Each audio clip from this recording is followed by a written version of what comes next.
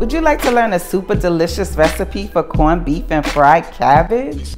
Well, in this episode of the Lisa D's Delight Show, I'm going to show you how to make some delicious corned beef and cabbage.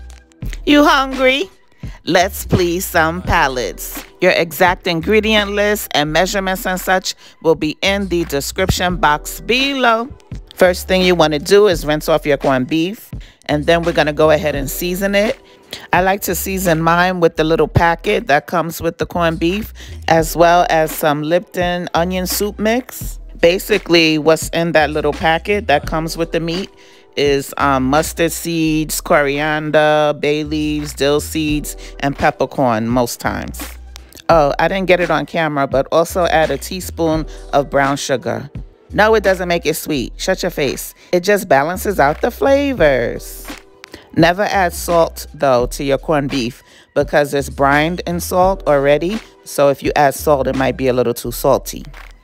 Then sprinkle the seasoning mixture onto the corned beef and pat it down.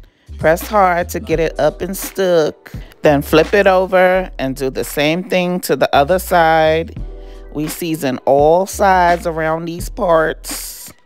It's best to let this marinate in the fridge overnight, but if you don't have that type of time, child, just go ahead and cook it. It'll still be good. Next, let's chop up some garlic and some onions to give girlfriend added flavor as she's cooking.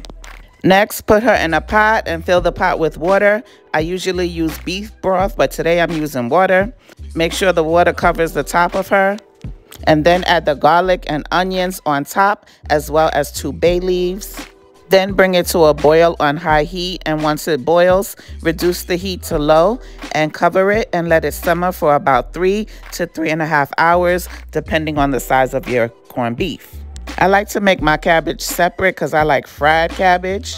Don't judge me, he ain't through with me yet. So chop up your cabbage, rinse it off real good, and then season it up with 1 packet of Goya vegetable seasoning, as well as 1 packet of Goya hamon, which is like pork bouillon. I usually use bacon grease, but I didn't have any, so there's some olive oil at the bottom of the pan, and then the pork bouillon is going to give it that little smoky flavor in the background.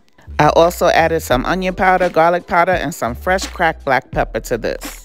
And I also added some onions, garlic, and multicolored bell peppers. As you can see, y'all have to forgive me. This video is actually a mess. My production team sucks. Don't even ask me what happened to the clips with the cooked cabbage. Child, you can't get good help these days at all. Sure can't. I'll be giving out some pink slips. Anywho, it was still good, super flavorful, and delicious. And thank you to my Lord and Savior for always blessing me and the LDD family.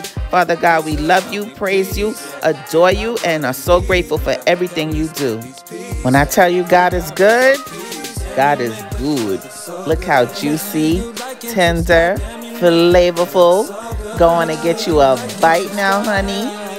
Yes, this is the perfect recipe for St. Patty's Day. I hope you guys try it, and I hope you have a blessed and healthy St. Patrick's Day. Thank you so much for watching. God bless you. I'll see you in the next one.